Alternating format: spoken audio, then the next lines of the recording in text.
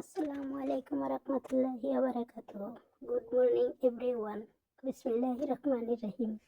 আসুন আমরা সকল মুমিন মুসলমান ফজরের নামাজ দিয়ে আমাদের জীবন শুরু করি। এবার আসুন দুই একটি হাদিস শুনে নিই। আল্লাহ তোমাদের চেহারা ও সম্পদের দিকে তাকান না, বরং তিনি তোমাদের অন্তর ও কর্মের দিকে তাকান। সহিহ মুসলিম 2-5-6-4।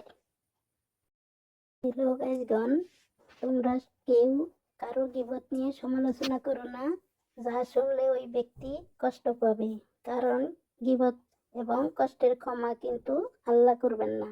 এবার আসুন একটি হাদিস শুনে নিই। গীবত পরনিন্দা জিনের চেয়েও কঠিন পাপ। আবু দাউদ হাদিস নাম্বার 4873। আসুন আমরা নিজেকে সতিয়ে চলি, আল্লাহকে ভয় করি, সবাইকে ভালো উত্তম উপদেশ দান করি, একে অন্যের সাহায্যে এগিয়ে আসি। হ্যালো গাইজগণ, আমরা সকলেই যেমন আছি বলবো আলহামদুলিল্লাহ।